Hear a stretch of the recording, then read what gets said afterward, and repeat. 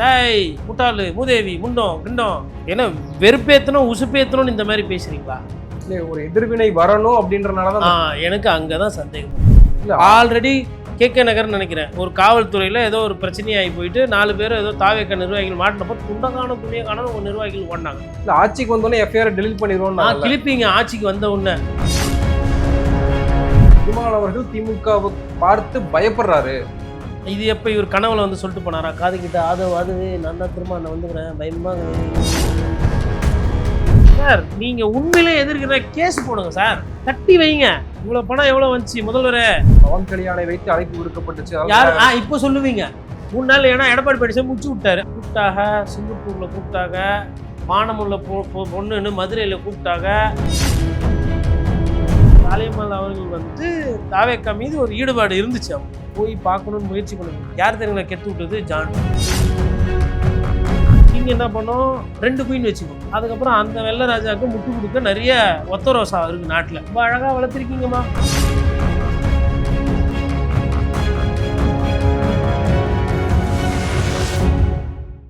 South beat நேயர்களுக்கு வணக்கம். இந்த நேர்காணலில் நாம் சந்திக்கிறவர் பத்திரிகையாளர் திரு கோடீஸ்வரன் அவர்கள். வணக்கம். வணக்கம் நேயர்களுக்கு அன்பு வணக்கம். நேற்று தாவேக்காவினர் நடத்திய ஆர்ப்பாட்டம், அதுல பல குற்றச்சாட்டுகள் ஆளும் திமுக அரசின் மீது எப்பயுமே அந்த குற்றச்சாட்டுகள் முன்வைக்கப்படும். சட்ட ஒழுங்கு பிரச்சனையிலிருந்து நிறைய பிரச்சனைகளை சுட்டி காட்டி அவங்க பேசியிருந்தாங்க.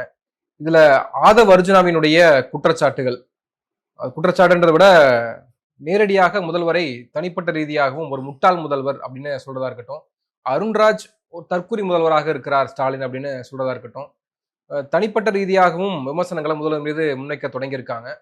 எப்படி நம்ம பார்க்கிறது? உங்களுடைய பார்வையினதுல ஒரு முதலமைச்சர் மீது விமர்சனம் என்பது யார் வேணா வைக்கலாம். முதலமைச்சர் என்பவர் வந்து விமர்சனத்துக்கு அப்பாற்பட்ட மனிதர் அல்ல. நம்ம காணொலியில் நம்ம கூட விமர்சனம் வைக்கிறோம். சட்டம் ஒழுங்கு பிரச்சனை சரியில்லை, ஒரு சில இடத்துல வந்து கஞ்சா பிரச்சனைலாம் இருக்குது, அங்கங்கே பாலியல் சீண்டல் அடிக்கடி நடக்குது, இது பிரச்சனை இருக்குன்றதை நம்ம பேசணும். ஆனால் ஒரு பொது வாழ்க்கையில் இருக்கிறவங்க கடின சொல் பயன்படுத்தக்கூடாது, கண்ணியமான வார்த்தைகள் தான் பயன்படுத்தணும். அநாகரிகமாக பேசுறது, அவதூறாக பேசுறது அப்படின்றது, யாரோ ஒரு 2 பேர் வந்து டீ கடையில் உட்காந்து பேசுகிறதோ, இல்லை யாரோ 2 பேர் பார்க்கில் உட்காந்து பேசுறதுன்றது வேறு. வாய்க்கு வந்த மாதிரி ஒரு 2000 பேர் 3000 பேரை கூட்டிட்டு ஒரு தெருமுனை கூட்டம், ஒரு பொதுக்கூட்டம் மாதிரி போட்டுட்டு அந்த இடத்துல வந்து ஒரு மலிவான சொற்கள் சொல்லாடல் பயன்படுத்துறது வந்து அது நாகரிகமான அரசியல் கிடையாது. ஃபஸ்ட்டு இந்த போக்கை வந்து ஐயா திரு ஆதவ் அர்ஜுனா அவர்கள் மாற்றிக்கொள்ளணும். நீங்கள் விமர்சனம் வந்து வைங்க, முதலமைச்சர் மீது விமர்சனம் வைங்க, தரவுகளோடு பேசுங்க. பாலியல் சீண்டல் எங்கே நடக்குது, கஞ்சா போதை எவ்வளோ விற்கிறான், எவ்வளோ லட்சத்தில் விற்கிறாங்க, உடலுங்க. அன்புமணி ராமதாஸ் பேசியிருக்கார் இதே சப்ஜெக்ட். 2 நாட்களுக்கு முன்னாடி பிரதமரை வைத்து கொண்டு எதிர்க்கட்சி தலைவர் எடப்பாடி பழனிசாமியை வைத்து அன்புமணி ராமதாஸ் இதே குற்றச்சாட்டுகள் வைக்கிறார். ஆனால் அது அருவருப்பாக இல்லை, ஆபாசமாக இல்லை, தப்பு இருக்குது. நான் வந்து பெண்களை பெற்றேன், நான் ஒரு தகப்பனா எனக்கு அச்சமாக இருக்குது, இந்த ஆட்சி சரியில்லை அப்படின்ற மாதிரி ஒரு விமர்சனம் வைக்கிறார். அதற்கு எதிர்த்தரப்பில் வந்து விமர்சனம் வைப்பாங்க, பதில் கொடுப்பாங்க, இல்லை சரி செய்வாங்க பிரச்சனைகள் இருக்கிறத. இது அப்படி பார்க்கலாம். இவர் பேசுறது வந்து தமிழர்களை பார்த்தா மூளை குறைவு இருக்கிறவங்களையோ இல்லை முட்டாளாக இருக்கிறவங்களோ முதலமைச்சராக தேர்ந்தெடுக்கிற மாதிரியா தெரியுது. யார் ஓட்டு போட்டது? சிஎம். பீகார்ல இருக்கக்கூடிய இல்லை யூபியில் இருக்கக்கூடிய முதல்வர்களை போல இங்க ஸ்டாலின் இருக்காரு. அதாவது நான் என்ன சொல்றேன்னா, சரி அவர் அங்கே இருக்கிறார் போல இருக்கிறாரு சொல்லிட்டு நீங்கள் சொல்லுங்க. அவரு நீங்கள் என்ன மனோ தத்துவ நிபுணரா? நீங்கள் என்ன டாக்டரா?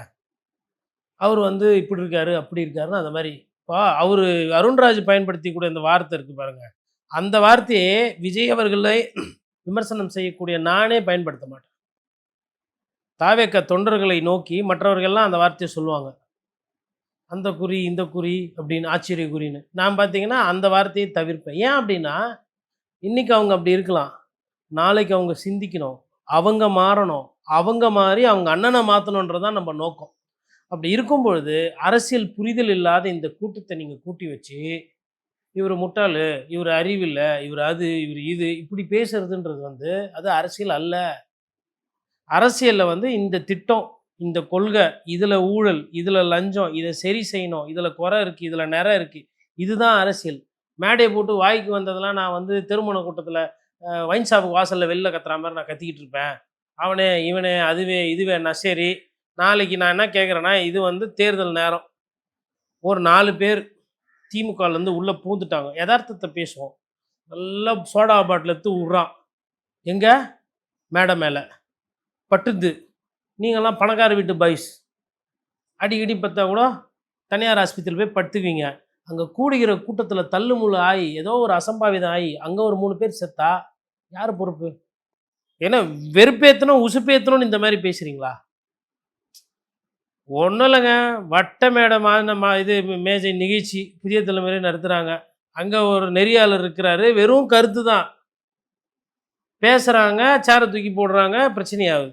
இல்லை, ஒரு எதிர்வினை வரணும் அப்படின்றனால தான் எனக்கு அங்கே தான் சந்தேகமாக இருக்குது. கரெக்டாக பாயிண்ட்டை பிடிச்சிட்டிங்க பாலாஜி. இப்போ வாதத்துக்கு வாதம், புள்ளி விவரத்துக்கு புள்ளி விவரம், அரசியலுக்கு அரசியல், கருத்து அப்படி போல் இது விதந்தாவாதமாக இருக்குது.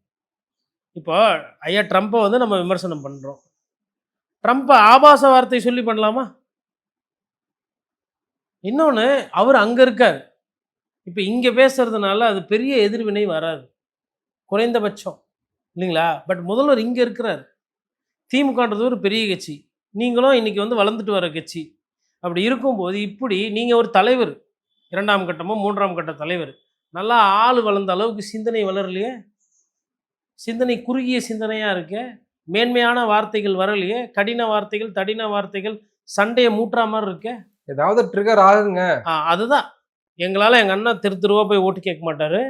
எங்களுக்கு பெரிய கொள்கையோ பெரிய சிந்தனை சித்தாந்தம்லாம் கிடையாது. அதனால் யாரனா போய் கடிச்சு வைக்கிறது. அப்படி இப்படி போய் ஃபஸ்ட்டு திருமாவளவனை கடிக்க பார்த்தீங்க. அவர் தப்பிச்சு ஓடி போயிட்டார்.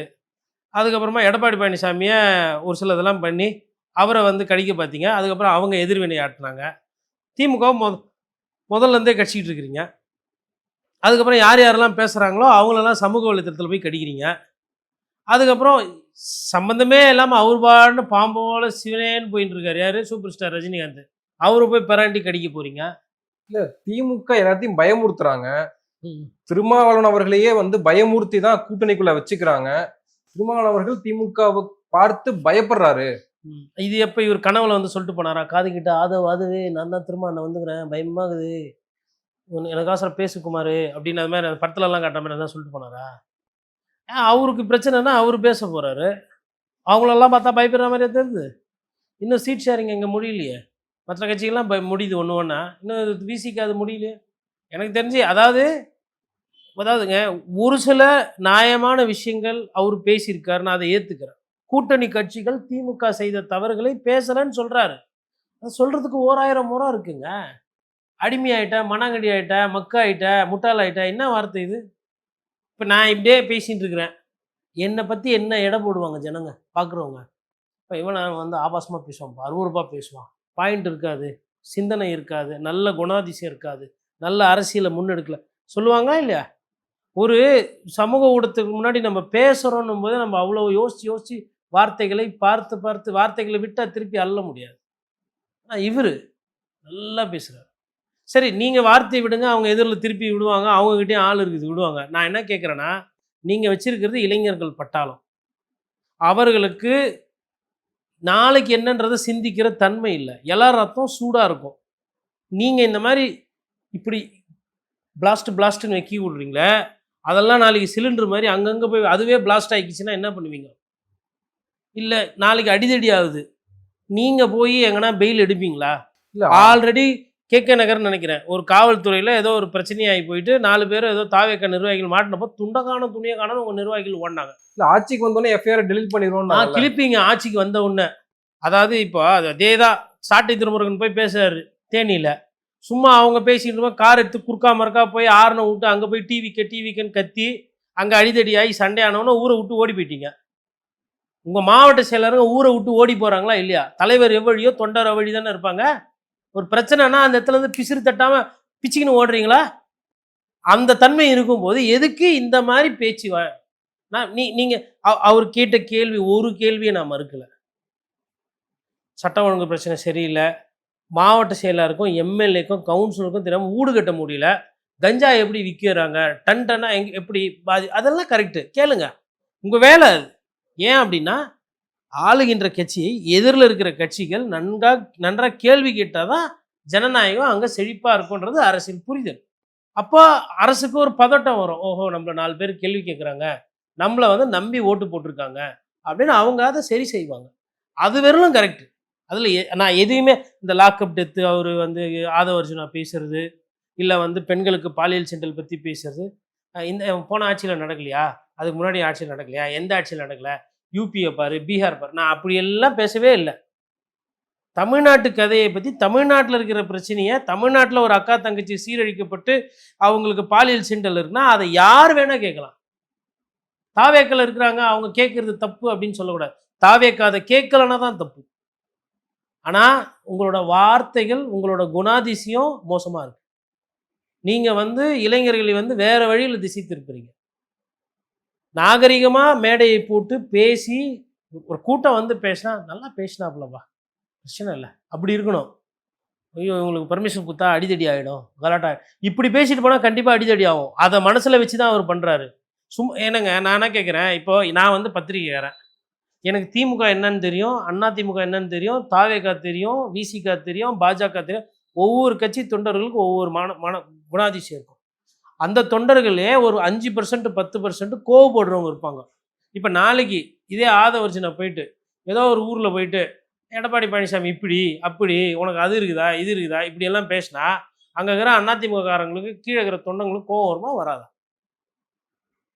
நாங்கள் என்ன எதிர்பார்க்குறோன்றதையும் சொல்லிடுவோம். அல்ல, நான் அட்லீஸ்ட் என்னோட தேர்தல் என்பது ஜனநாயக திருவிழா. உங்கள் வாதங்களை அழகாக வைங்க, புள்ளி விவரத்தோடு வைங்க, நகைச்சுவையோடு வைங்க, சிந்தனையோடு வைங்க. அப்படி பிரச்சாரம் பண்ணுங்க. அருவருப்பா ஆபாசமாக சண்டை வரா மாதிரி விஜய் வெல்லவா, விஜய் வெல்லவா, என்ன இது? யாருன்னா வந்து உங்கூட்டாண்டு வந்து விஜய் வெல்லவா, விஜய் வெல்லவா நான் கூப்பிட்டாங்க. சார் விஜய் சார் வெளில வாங்க சார், தயவு செய்து மக்களை பாருங்கள் சார், பிரச்சனையை இப்படி தானே சொன்னாங்க. நான் வெளியில் வருவேங்க, வர வேண்டிய நேரத்தில் வருவேங்க அப்படின்னா அது பதில். சூப்பர் ஸ்டார் சொல்லுவார்ல, வர வேண்டிய நேரத்தில் கரெக்டாக வருவேன். அவரையே பயமுறுத்தி ஆமாம், அப்படியே நீங்கள் பயமுறுத்திட்டா அவர் பயந்துருவார். நீங்கள் ஒண்டி தான் உச்சக்கட்ட நடிகர், அவர் கோலி விளாண்டுருக்கிறாரு. ஏன் இப்போ படம் பார்க்கல கட்சியா ஜெயிலரு பார்த்தீங்களா இல்லையா? உங்களுக்கு தான் வைப்பு சாங்கெல்லாம் இருக்குதா, அவருக்கு இல்லையா? தளபதி பாட்டிலேருந்து போட்டுனுக்கிறார். நீங்களாம் தளபதி அப்படின்னு வர்றதுக்கு முன்னாடியே தளபதி படம் பயங்கர பாப்புலரு. நட்புனா என்ன தெரியுமா அப்படின்னு ஒரு டைலாக் வச்சுருப்பார், அதை போய் பார்க்க சொல்லுங்க. ஒரு நட்புன்றதே கிடையாது. சார் நான் கேட்குறேன், விஜய் சாருக்கு யார் நட்பு, நண்பர்கள் யார்? Tell me whom your friends are, I will tell who you are. எங்கன்னா ஒரு 4-5 பெரிய நண்பர்கள் சொல்லுங்க பார்க்கலாம். அவருக்குன்னு யாருமே கிடையாது. he is a very ஒரு என்ன சொல்கிறது, அவர் ஒரு சைலோ பர்சன், பெருசாக பழக மாட்டார், introvert, is not an extrovert. யார்கிட்டையும் பேச மாட்டார், பழக மாட்டார், நண்பர்கள் நிறைய பேர் கிடையாது, தோழர்கள் கிடையாது, நிறைய திருமண தோழிகள் சிலர் இருக்காங்க, திருமண நிகழ்ச்சிகளில் கலந்துக்கிறாங்க. யார் வீட்டு திருமண நிகழ்ச்சியில் கலந்தீங்க? யாருன்னா பொதுமக்கள், ஏழை வாழ தொண்டர்கள், கட்சி நிர்வாகிகள் வீட்டில் கல்யாணத்தில் இருந்தீங்கன்னா? பெரிய பெரிய சீமான்கள், சீமாட்டிகள் வீட்டு கல்யாணத்தில் பெரும் முதலாளிகள், பணம் எடுப்பவர்கள், அதை பணம்னா எப்படி கருப்பு பணத்தை நிறைய, அப்படி கூட நான் புரிஞ்சுக்கலாம். இன்கம் டேக்ஸ் சரி நிறைய வரி கட்டுறவங்க, வருமான வரி நிறைய கட்டுறவங்க கல்யாணமாக தேடி தேடி நீங்கள் போய் அட்டன் பண்ணுறீங்கன்னு நான் சொல்லலாமா? நான் புரிஞ்சுக்கிட்டுமா? கடைசியாக ஒரு சாதாரண கல்யாணம், இல்லை சாதாரண வீட்டு நிகழ்ச்சியில், இல்லை சாதாரணமாக ஒரு விஷயத்தில், இல்லை ஏதோ வந்து இப்போ ஏஆர் ரஹ்மான் இருக்கார், திடீர்னு பார்த்தீங்கன்னா பழவேற்காடு பக்கத்தில் இருக்க தர்காவுக்கு போயிட்டு வந்திருப்பார். திடீர்னு பார்த்தா அங்கே ஏதோ வந்து சந்தன கூட்டில் அவங்க வீட்டில் இருக்கிறவங்க ஏதோ நிகழ்ச்சியில் கலந்துக்கினாங்கன்னு வரும். இவர் அந்த மாதிரி பொது நிகழ்ச்சியில் எத்தனை கலந்துருப்பார். இல்லை எதனா ஒரு சர்ச்சில் எதனா ஒரு function, new year, Christmas time, அதை தாண்டி இந்த கிறிஸ்மஸ்க்கு முன்னாடி ஏழை பாழைகளுக்கு. ஆனால் அந்த காலங்கள் அதெல்லாம் செய்திருக்காரு. இப்போ செஞ்சாரா? வளர்கிறதுக்கு முன்னாடி எல்லாம் தான் செய்வீங்க. அவங்களும் அரசியலுக்கு வரதுக்கு முன்னாடி நல்லா தான் இருந்தாங்க, அமைச்சரானதுக்கு அப்புறம் தான் ஊழல் பண்ணுறாங்க. உண்மை அதானே? அதுவெல்லாம் நல்லா தானே இருந்தீங்க, அப்புறம் தானே தப்பு நடக்குது. நல்லா இருப்பேங்க, உங்கள் வீட்டு பிள்ளை பயங்கரமாக உழைப்பேங்க அப்படின்னு கேட்குறீங்க. வாய்ப்பு கொடுத்தோன்னே உங்கள் வீட்டு பிள்ளை என்ன பண்ணுது, ஊரை வச்சு ஒலையில் போடுது உங்கள் வீட்டு பிள்ளை. அதானே நடக்குது. அப்போ நீங்கள் மாற்று சொல்கிறீங்கல்ல, அவர்களுக்கு என்ன மாற்று? இன்னொன்று, அது என்ன பேச்சு அது, அந்த திருப்பி திருப்பி அதையே பேசுறது என்ன? அது ட்ரிகர் பண்ணுற மாதிரி இல்லையா? நீங்கள் சொன்ன மாதிரி கோவத்தை மூட்டுற மாதிரி இல்லை. அப்போ என்ன நினைக்கிறீங்க நீங்கள்? கருத்து ரீதியா மோதாம, சின்னம் டு சின்னம் மோதாம, மக்கள்கிட்ட நல்ல மதிப்பெண்ண பெற்று அப்படி ஒரு பிரச்சாரம் பண்ணணும்னு இல்ல. ஒரு அருவருப்பு பிரச்சாரம், அவதூறு அரசியலு, வார்த்தை போர், அதுல ஒரு டென்ஷன் ஆக்கி கோவத்த மூட்டு இது பண்ணி, அப்படி எதனா சண்டை கிண்ட சச்சரவு வரணும்னு நினைக்கிறீங்களா? அதாவது திமுக இப்படி எதிர்த்து பேர் எடுக்கணும்ன்றது அது அல்பத்தனமான அரசியல் இல்லையா? ரோட்ல போய் டேய் மொட்டை, டேய் ஊய் உருட்டுருவேன் அப்படி இப்படின்னு இந்த சின்ன பசங்கலாம் பண்ணும். ஞாபகம் இருக்கா? அவர் பார்ப்பாரு. அவரு சைஸு, அவரு வெயிட்டா இருப்பாரு. ஒண்ணு வச்சாருன்னா, அந்த குழந்தையோ அந்த சிறுவண்டு என்ன ஆயிடும்? அதாவது ஒரு ஒரு எடுத்துக்காட்டு இல்ல, அந்த சொல்றேன். ஒண்ணு வைக்கணும்னு நினைக்கிறாங்களா? இல்ல நான் சொல்றேன். இது ஒரு சம்பவம் ஒண்ணு நடந்தது. டாக்டர் ராஜ்ன்னு சொல்லிட்டு, என்னோட நண்பர் தவறிட்டார். அவங்க வீட்ல எல்லாம் இருக்காங்க. அவர் வந்து டாட்டூ போடுவார். பாண்டிச்சேரியில கடை வச்சிருக்காரு. அப்போ அங்க இருக்கிற இந்த இந்த துரை ஆளுங்கலாம் வருவாங்கல்ல, வெள்ளையா இருக்கிறவங்க வெளிநாட்டுலேருந்து, யூரோப்பியன் நாட்டுலேருந்து. அதில் ஒரு 3 வாண்டு. நம்ம ஆள் கொஞ்சம் மாநிறமா கருப்பா இருப்பாரு. தஞ்சாவூர்காரு. மீசை கீசெல்லாம் வச்சிருப்பாரு. ஆனா ஆள் ஸ்டைலா இருப்பாரு. டாட்டூலாம் போடுவோன்னா, "hey what are you doing? Put me a tattoo." அப்படி இப்படின்னு இது "You should come only with prior appointment. Hey, people don't talk to me like that.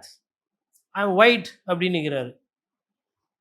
அப்போ நீ வந்து மாநிறமா இருக்க, நீ கலர் கம்மி, நான் வெள்ளையா இருக்கிறேன், எங்கள் ஊரில் எங்களுக்கு பேர் வேற, நாங்கள் வந்து அந்த சாதிக்கத்துலேருந்து வரோம் அப்படி இப்படின்னு அந்த பையன் வந்து பேசுகிறான். ஏன்னா ஒரு 17, 15 வயசு இருக்கும். கூட அப்பா அம்மாலாம் ஃப்ரெண்ட்ஸு. அப்புறம் பொறுமையாக சொல்கிறாரு, இல்லைப்பா அப்பாயின்மெண்ட் இல்லாமல் we don't do that, you have to come register yourself and you have to wait for 3-4 hours for the procedures to get it done. It's not done that way as you think. People are getting that done. I'm a white அப்படின்றப்பல திருப்பின்னு வச்சாரு ஒன்று கைத்துலேயே 5 விரல். Now you are ரெட்டுன்னாரு. நீ உண்மையிலே நீ நினைக்கிறல்ல சுப்ரீம்னா, இப்போ போய் ஸ்டேஷனில் கம்ப்ளைண்ட் கொடு, லோக்கலில் போலீஸில் கம்ப்ளைண்ட் கொடு. என்னன்னு கொடு? நான் உன்னை அடித்தேன், என் கடையில் சிசிடிவி இருக்குது, நீ என்ன பேசின, எவ்வளவு பேசின, என்ன அவதூறை பரப்புன, உனக்கு என்ன இருக்கு மூளையிலன்றது அது பதிவில் இருக்கு, நீ எப்படி உன் ஊருக்கு திருப்பி போற நான் பார்க்குறேன் அப்படின்னாரு.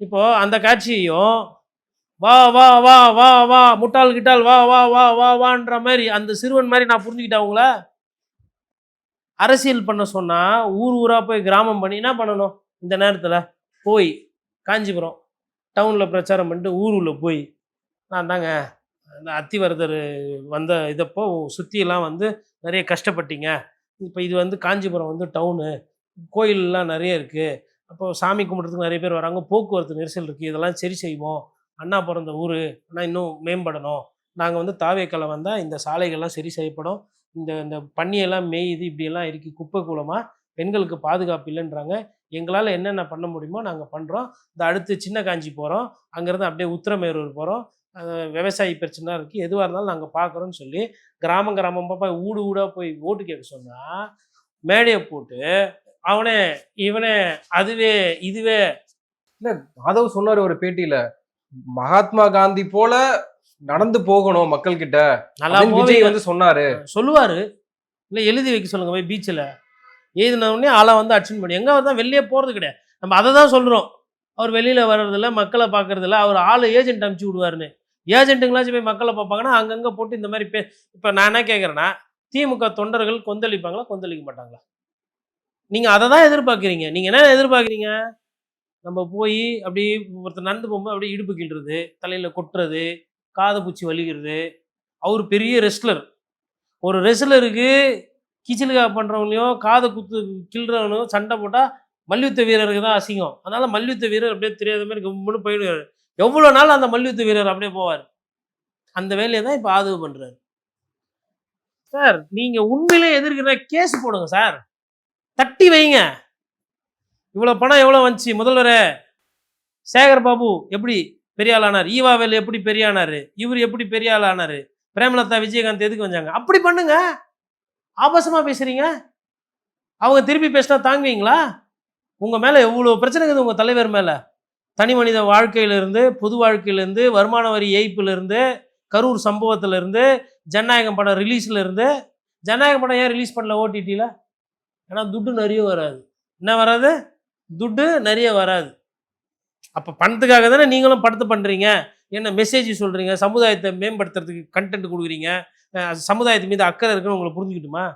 ஃபஸ்ட் டே ஃபஸ்ட் ஷோவில் 100 பொருளை 1500, 2000, 3000 விற்கிற கூட்டம் தானே நீங்கள். நேற்று வரலாம் ஒன்றா தானே படம் பண்ணீங்க. அன்றைக்கெல்லாம் வந்து இந்த ரெட் ஜாயிண்ட் தெரியலையா ஆதவுக்கு? இன்றைக்கி ரஜினி சார்கிட்ட போய் பேசுகிறீங்க. ஏங்க நான் கேட்குறேன், அவர் என்ன பண்ணார்? அவரும் உங்கள் சங்காத்தெல்லாம் வேணாம் போனால் இது வந்து சிஸ்டம் சரியில்லை, சிஸ்டம் உள்ள நம்மளே போட்டு அமுக்கி நாசனம் இன்னைக்கு ரஜினி பண்ணுறாங்க. ரசிகர்கள் வந்து எதிர்வினை ஆற்ற எதிர்வினைலாம் ஆட்ட மாட்டாங்க. ரஜினி ரசிகர்கள் வச்சு செய்வாங்க. நீங்களாம் வந்து இந்த பீஸ்ட் பாசா தளபதி அண்ணாமலை படம்லாம் பார்க்க சொல்லுங்க, அவங்கள்தே வேற மாதிரி இருக்கும். என்னைக்குமே ரஜினி ரசிகர்கள் வந்து தேவையில்லாத வழி சண்டைக்கு போனதே கிடையாது. ஏங்க ரஜினி அவர்கள் வந்து அம்மையார் ஜெயலலிதாவை எதிர்க்கிறார். நான் எதிர்க்கிறேன், முதலமைச்சரை எதிர்க்கிறேன். எனக்கும் முதலமைச்சருக்கும் போயஸ் கார்டன் பிரச்சனை, அரசியல் ரீதியான பிரச்சனை. ஒரு தொண்டரை போயிட்டு நீங்கள் ஆபாசமாக பேசுங்க, இல்லை அவருக்கு இருந்த நிர்வாகிகளை கூப்பிட்டு நீ மேடை பேசி அந்த அம்மாவை பற்றி பேசு, அப்படி பண்ணால் என்ன இருக்கும்? லோக்கலில் இருக்கிற கட்சிக்காரங்க போய் அதிமுக காரங்க போயிட்டு ரஜினி ரசிகர்களை அடிக்க, இல்லை ரஜினி ரசிகர்கள் திருப்பி அடிக்க போயிருக்குமா? ஏன் பிரச்சனை நான் பார்த்துக்கிறேன். இதுதான் ஒரு வீரனுக்கு அழகு. நான் வீரன் அப்படின்னும் போது என்ன பண்ணோம்? நீங்கள்லாம் soldiers, police assemble, take pledge, proceed forward, go fight. நீங்கள் என்னென்ன பண்ணுவீங்க? நீங்களாம் சண்டை போட்டு ஜெயிச்சிங்கன்னா நான் முதலமைச்சர் ஆகிடுவேன். இவர் அவங்கெல்லாம் போய் சண்டை போடணும். இவர் கிங் தான் ஆடுவார், ஒரு மூவ் தான் வைப்பார். சோல்ஜர் போனால் திருப்பி கூட வர முடியாது, செத்து தான் போனோம். கிங் அப்படி இல்லை, தாவி தாவி திருப்பி வந்துடும். கிங் என்ன பண்ணோம்? 2 குயின் வச்சுக்கோ பவர் வாங்கி. நம்ம கிங்கு வெள்ளை குயின், வெள்ளை ராஜா. அதுக்கப்புறம் அந்த வெள்ளை ராஜாவுக்கு முட்டு கொடுக்க நிறைய ஒத்த ரோசா இருக்குது நாட்டில். ரொம்ப அழகாக வளர்த்துருக்கீங்கம்மா பிள்ளையா. இல்லை இன்னைக்கும் சொல்றாரு செங்கோட்டையன், தனித்து தான் போட்டி. தனித்து தான் போட்டிலாம் இல்லை, தனித்து விடப்பட்டு இருக்கிறீங்க. தனியா இருக்கும்போது நான் தனித்து போட்டி. பாஜக அழைக்கிறாங்க, பவன் கல்யாணம்லாம் வச்சு. இனி இப்போ இந்த கட்சி இது வித்தே போல, இது தனியாகுதுன்னா இதுக்கு என்ன வருது? இந்த கட்சி யாருமே வாங்கலை அப்படி சொல்லலாம். இது அவ்வளோ விலை வந்து வாங்க ஆளே இல்லைன்னு சொல்லலாம், மாத்தி சொல்லலாம். ஆனா அடிப்படையில் என்ன விடுத்தாங்கன்னு சொன்னாங்கல்ல, என்னங்க பவன் கல்யாணை வைத்து அழைப்பு விடுக்கப்பட்டுச்சு. யாரு இப்போ சொல்லுவீங்க 3 நாள்? ஏன்னா எடப்பாடி பழனிசாமி முச்சு விட்டாரு. அப்படிலாம் ஒன்றும் இல்லை, இல்லாதெல்லாம் பேசாதீங்க, யாரும் கூப்பிடுவோம் பேசவும் முச்சு விட்டதுனால இப்போ என்ன பண்ணுவாங்க? அதாவது அந்த ஆஃபர் போயிடுச்சு தெரிஞ்சிச்சுன்னா கூப்பிட்டாங்க, சிங்கப்பூரில் கூப்பிட்டாங்க, மானமுள்ள பொண்ணுன்னு மதுரையில் கூப்பிட்டாங்க, ஆங்காங்கில் கூப்பிட்டாங்க, அதெல்லாம் இப்போ வரும் பாருங்க. அவங்க கூப்பிட்டாங்க, இவன் கூப்பிட்டதெல்லாம் இருக்கட்டும், நீங்கள் ஏன் போகல? கூப்பிட்டாங்கல்ல, சரி அவங்க ஏன் வரல?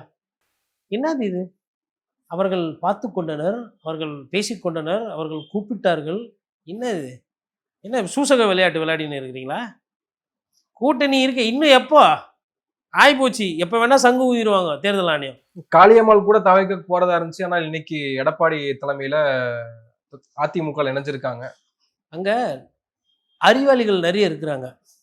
புதுசாக யாருன்னா நல்லா பேசுவாங்க. காளியம்மாள் வந்து கருத்து நல்லா பேசக்கூடியவர்கள். நாம் தமிழர் கட்சியில் அண்ணன் சீமானால் ட்ரைனிங் கொடுத்து தயார் பண்ணப்பட்டவர்.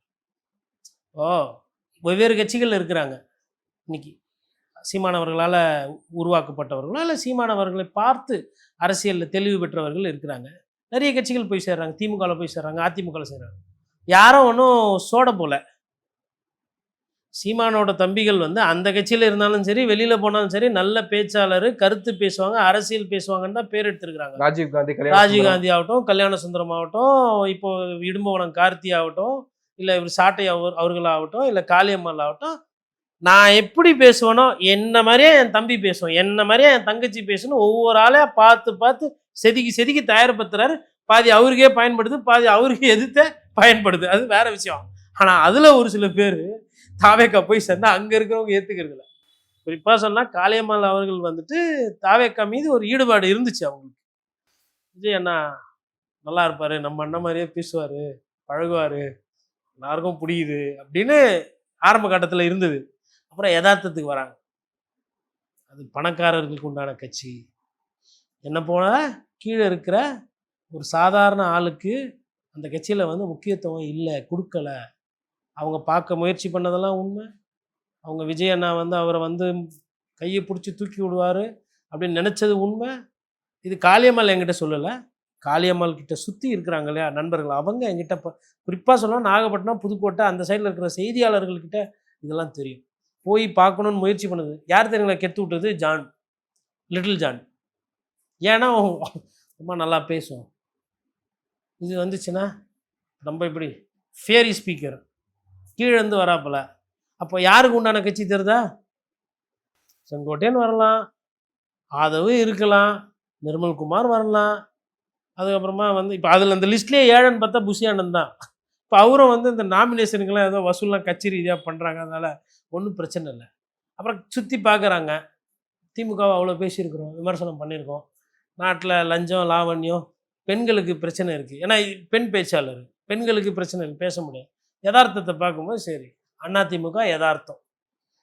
அரசியல் பண்ணணும், அரசியல்வாதியாக ஆகிட்டேன், வேறு தொழில் தெரியாது, வேறு விஷயம் புரியாது, இதுதான் என்னோட மார்க்கம், அரசியல்வாதியாக மாறணும். அப்போ ஏதோ ஒரு அரசியல் கட்சியில் ஈடுபடுத்திக்கணும்.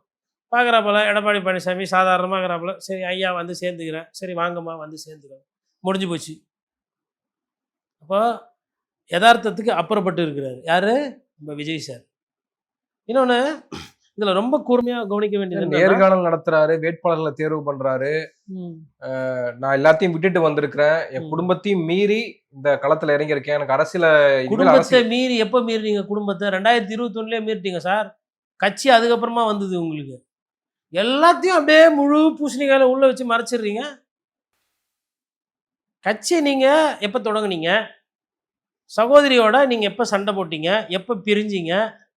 கடைசியாக எத்தனை நிகழ்ச்சியில் அவங்களோட சேர்ந்து போனீங்க? இப்போ யாரோட சேர்ந்து போயிட்டு இருக்கிறீங்க? எல்லாத்தையும் விட்டு வந்தேன். சரி, பொதுமக்களோ இல்லை நான் உட்பட, நான் ஒரு விஜய் ரசிகர், நான் உட்பட, இல்லை அதிமுக நிர்வாகிகள், இல்லை திமுகவில் நிர்வாகிகள், இல்லை சீமான் அவர்களோட நலன் விரும்பிகள் யாருன்னா வந்து விஜய் அண்ணா இல்லை விஜய் தம்பி எது எஸ்.ஏ. சந்திரசேகர் சாரும் அம்மாவெல்லாம் கூடலாம் வச்சுக்கிட்டு நீங்கள் தனியாக இருந்தால் பக்கா மாசு, தனியாகவே இருங்க அப்படின்னு சொன்னாங்களா? வா, நீங்கள் இன்னைக்கு தனியாக இருக்கீங்க. சின்ன வயசுலேயே உங்களை எஸ்.ஏ. சந்திரசேகர் சார் தனியாக விட்டுருந்தா அவங்க நிலைமை என்ன சார்? இது எதுக்கு நான் இதை சொல்கிறேன்னா, இன்னைக்கு நாட்டில் மிகப்பெரிய பிரச்சனை நிறைய குழந்தைகள், அதாவது பெரியவர்கள் ஆனதுக்கப்புறம் திருமணத்துக்கு முன்போ இல்லை திருமணத்துக்கு பின்போ அப்பா அம்மாவை சரியாக பார்த்துக்கிறது இல்லை. நன்றி கெட்ட இளைய சமுதாயமாக இது மாறிடக்கூடாதுன்னு அந்த வலி வேதனையில் நான் பேசுகிறேன். நீங்கள் இருக்க வேண்டிய இடம் பனையூரில் இருங்க, இல்லை பண்ணையார் ஊரில் இருங்கோ, இல்லை பட்டினப்பாக்கத்தில் இருங்கோ, எங்கே வேணா இருங்கோ, அப்பா அம்மாவோடு இருங்க. நான் எதுவும் தப்பாக பேசலை. உடனே இதுக்கும் முட்டு குத்து அவர் பர்சனல்னு வாங்க. அவர் டிவோர்ஸ் வாங்குறது தான் பர்சனல், அப்பா அம்மா கூட இருக்கிறதுலாம் பர்சனல் கிடையாது சார். அப்பா அம்மான்றது ஒரு பாதுகாப்பு கேடயம். தன்னோட சொந்த மகன் தன் கண்ணெதிரில் எதனா தப்பு தண்டா பண்ணால் தடுக்கிற சக்தி தாய்க்கும் தந்தைக்கும் உண்டு. அந்த சக்தியை வந்து நீ வெளியில் வச்சுக்கிட்டு தூய சக்தின்னு சொல்லிட்டு பேசிட்டு இருக்கீங்க. ஃபஸ்ட்டு அதை செய்யுங்க. அப்போ என்ன நினைப்பாங்க? விஜய் அண்ணா நம்ம கட்சி தலைவர், அப்பா கூட வர்றாரு, அம்மா கூட வர்றாரு. இப்போ நான் யார் கூட இருக்கணும்?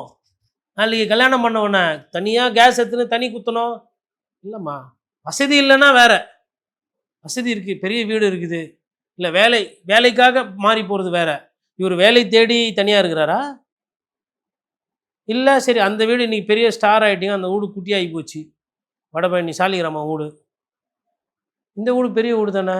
அம்மாவும் பெரிய வீட்டில் 500 கட்சிக்காரங்க வர வீட்டில் 10 கார் நிறுத்தக்கூடிய அளவுக்கு வசதி இருக்கிற இடத்துல 2 நம்மளை இந்த உலகத்துக்கு அறிமுகப்படுத்தினவங்களுக்கு இடம் இல்லையா?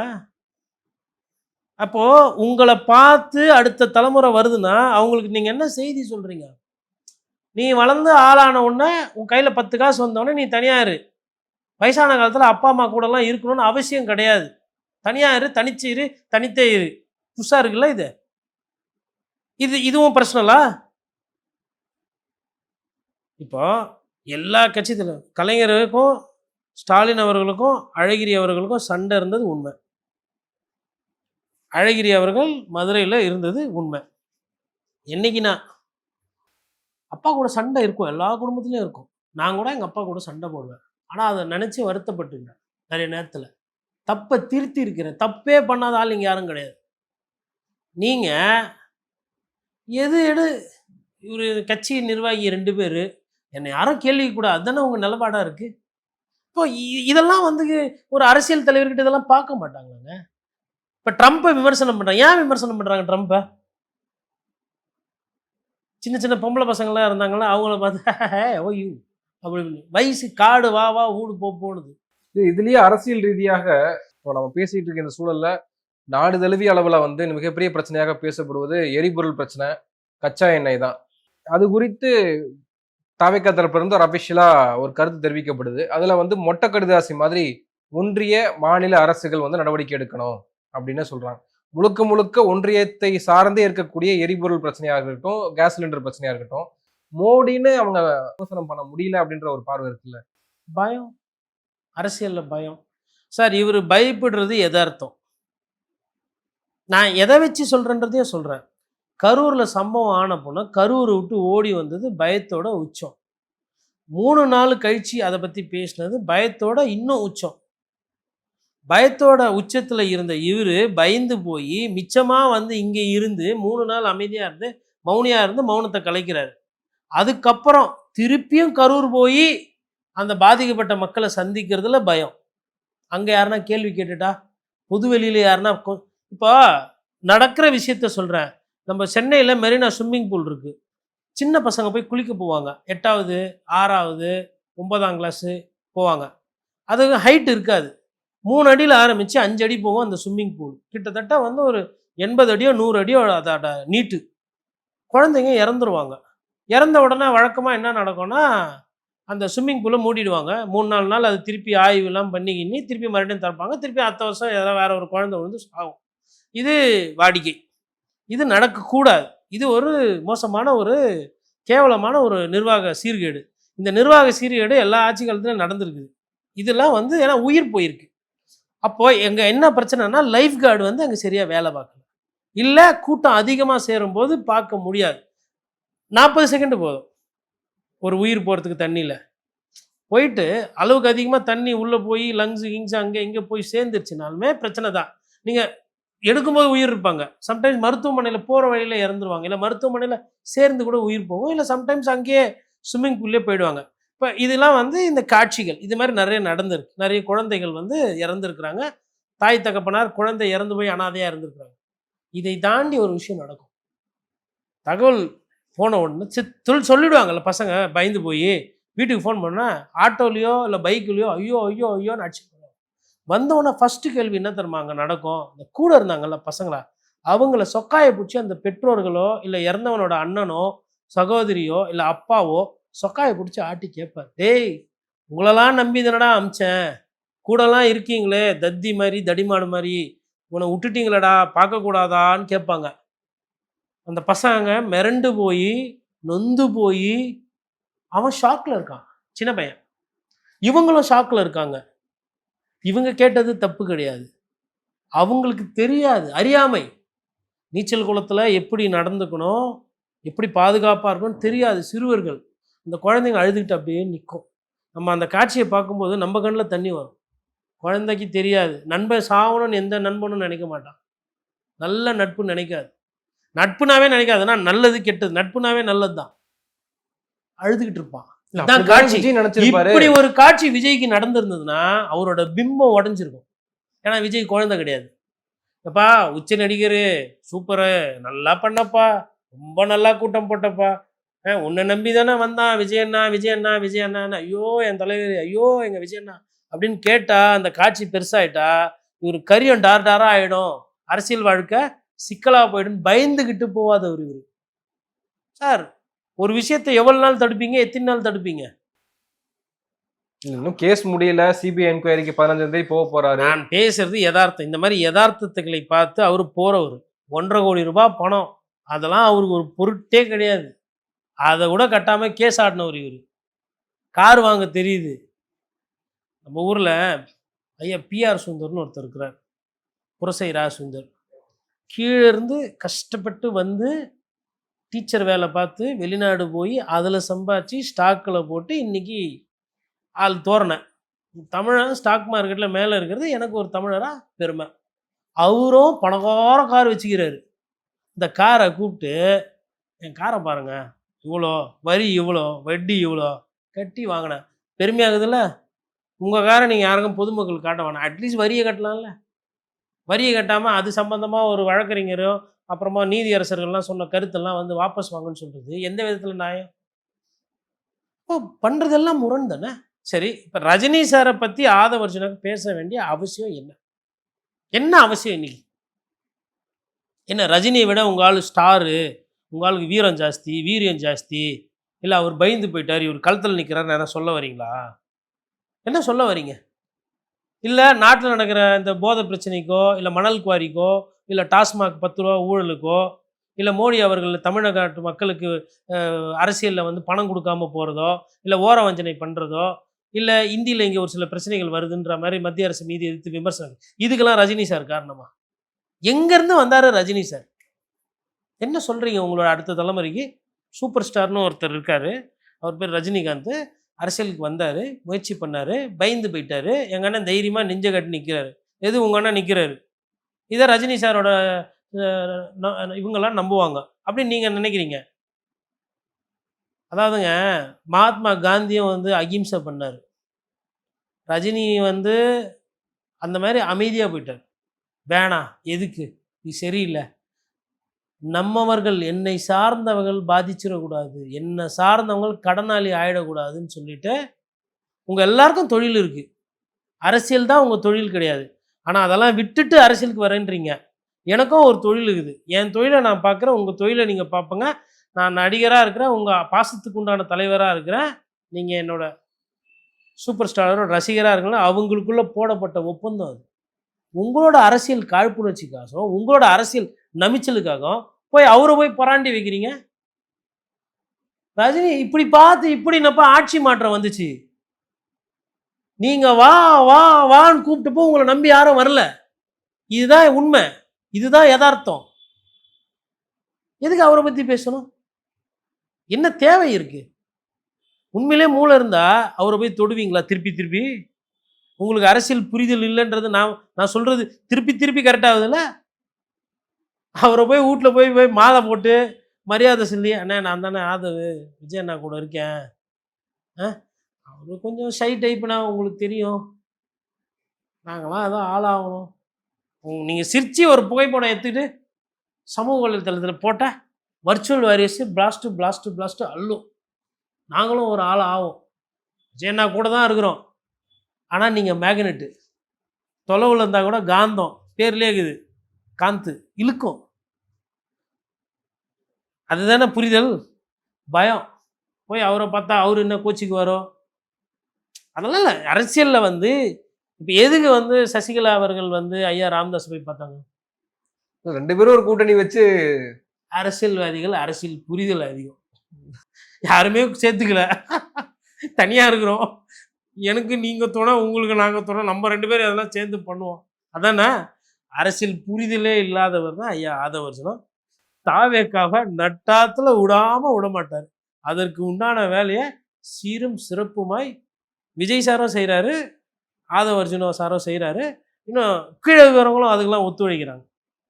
இப்போ நான் ஆனால் காலிலேருந்து இப்போ சூப்பர் ஸ்டாரோட ரஜினி சாரோட ஃபாலோவர்ஸ்லாம் ஆரம்பிப்பாங்களா கச்சேரியை? ரஜினி ஆதரவாளர் வலதுசாரின்னு சொல்லுவாங்க. இந்த மாரிதாஸ் கூட அவர் வந்து ஆதவர்ஜுனா ஒரு ராஸ்கல் அப்படின்னு கூட விமர்சனம்லாம் பண்றதெல்லாம் கரெக்டு தான். அவருக்கு ரஜினி சார் பிடிக்குது, அதனால ராஸ்கல்னு இருக்காரு. கரெக்டு தானேங்க. அதான் என்ன, ஏன்னா இப்போ நம்ம கேட்குற கேள்வி அதான். இப்பொழுது சூப்பர் ஸ்டாரை பற்றி பேச வேண்டிய அவசியம் எங்கேருந்து வந்துச்சு? ஃபஸ்ட்டு. 2வது, நீங்கள் என்ன சொல்ல விரும்புறீங்க அதுதான் முக்கியம். உங்கள் அண்ணனுக்கு தைரியம் இல்லை, உங்கள் அண்ணனால் மத்திய அரசை எதிர்க்க முடியாதுன்றது நிதர்சனமான உண்மை. அதுக்கப்புறம் உங்கள் அண்ணன் காவல்துறைக்கு பயந்து கரூர்லேருந்து ஓடி வந்தது உண்மை. உங்கள் அண்ணன் லஞ்ச ஒழிப்புத்துறைக்கு பயந்து புலி படத்துக்கு வந்து பணத்தை, கருப்பு பணம் வாங்கினது உண்மை. உங்கள் அண்ணன் வரியை கட்ட மாட்டேன்னு சொல்லிட்டு வரி ஏய்ப்பு பண்ணது உண்மை.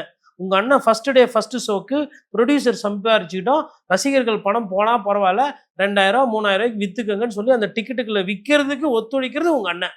இவ்வளவும் உண்மை. உங்கள் அண்ணன் சரியில்லாத காரணத்தினால்தான் உங்கள் அண்ணி விவாகரத்து கேட்டிருக்கிறது, இதுவும் உண்மை. இவ்வளவு உண்மையை மறைக்கிறதுக்கு ஸ்டாலினை வலிகிறீங்க, எடப்பாடி பழனிசாமி வலிகிறீங்க, நான் தான் எம்ஜிஆர்ன்றீங்க, விசிகாவை உருவுறீங்க, அப்புறம் இப்போ ரஜினி சாரை வச்சு பெயிண்ட் அடிக்கிறீங்க. ஏன் உங்களுக்கு அரசியல் பண்ண தெரியாதா? சரி, இப்போ இதெல்லாம் பண்ணுறீங்களா? இதுக்கெல்லாம் ஒரே ஒரு விஷயம், மோடிஜி அவர்களை எதிர்த்து ஒரே ஒரு வாட்டி உங்கள் பொண்ணான அந்த கையால் வர்ச்சுவல் வாரியர்ஸ்க்கு ஒரு 2 லைன் ட்வீட், ஏதோ திருக்குறள் மாதிரி 2 லைன், நாட்டுக்கும் வீட்டுக்கும் யாரு கேடு அப்படின்ற ரேஞ்சில் ஏதோ ஒன்று பிரதமரை எதிர்த்து எங்கள் ஒரு வாட்டி போட்டு காட்டுங்க. பாசிச பாஜக நீங்கள் எதிர்க்கிறீங்க, நாங்கள் ஒத்துக்கிறோம். பாரதிய ஜனதா கட்சி குறைந்தபட்ச நேர்மையை வச்சிருக்கிறாங்க. அரசியலில், சிந்தனையில் பிரச்சனை, ஆர்எஸ்எஸ் சித்தாந்தத்தில் பிரச்சனை. ஆனால் நீங்கள் பாரதிய ஜனதா கட்சியே பரவாயில்லன்ற அளவுக்கு அரசியல் பண்ணுறீங்க தமிழ்நாட்டில். பாரதிய ஜனதா கட்சியில் யாரும் அண்ணாமலை போய் இந்த மாதிரி ஆபாசமாக எங்கன்னா பேசினாப்பிலையா? அண்ணாமலை பேசலையா? அண்ணாமலை எதிர்க்கலையா? இல்லை அண்ணாமலை எங்கன்னா அருவருப்பாக பேசினாப்பிலையா? திமுக ஊழல் கட்சி, திமுக அதை பண்ணாங்க இதை பண்ணாங்க, ஃபேக்ட்டு, பிரச்சனை, களம். ஏதோ தெருவில் வந்துட்டு போயிட்டு இந்த ரோடு சண்டையிலலாம் வந்துட்டு ஒருத்தர் கூட்டாண்ட போயிட்டு வெளில வா டாய் முட்டாளு மூதேவி முண்டோம் கிண்டோம், ஏதோ டவுசர் பாண்டி வந்து ஏதோ வந்து கோமா கட்டத்தோட கம்பெத்துன்னு கிளம்புன மாதிரில இருக்குது உங்கள் பிரச்சாரம். ஏ விஜய் வெல்லவா, ஏ விஜய் வெல்லவா. யாரும் அப்படிலாம் கூப்பிடல சார் உங்களை.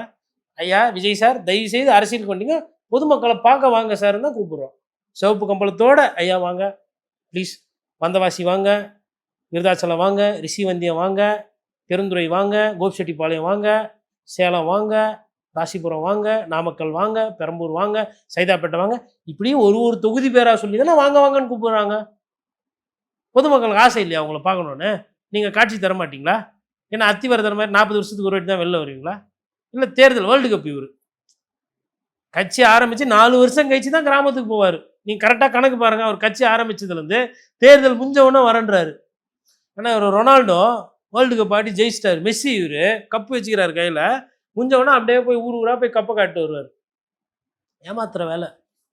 ஃபஸ்ட்டு போய் நீங்கள் பாருங்கள், அதுக்கப்புறம் அவங்க மனசு வச்சாங்கன்னா அவங்களுக்கு ஓட்டு போடுவாங்க. ஜனங்க மனசு வச்சா யார் வேணால் முதலமைச்சர் ஆகலாம். என் போன்ற பத்திரிகையாளர் பேச்சு எந்த மொழி, அதெல்லாம் ஒரு பேச்சே கிடையாது. மக்கள் மனசில் இடம் பிடிக்கணும். அதுக்கு உண்டான அரசியல் பண்ணோன்னா அவர் அதை பண்ணாமல் வார்த்தைகளை வைத்து, ஜாலங்களை வைத்து, டான்ஸு பண்ணி, வைப்பு பண்ணி மக்களை ஏமாற்ற பார்க்குறார். மக்களால் தேர்ந்தெடுக்கப்பட்ட ஒரு தமிழக முதலமைச்சரை பார்த்து அவ்வாறு பேசுவது சரியில்லை என்பது என்னோட புரிதல். நன்றி, நிறைய விஷயங்களை பகிர்ந்துருக்கீங்க. உங்கள் நேரத்துக்கு மிக்க நன்றி. நன்றி.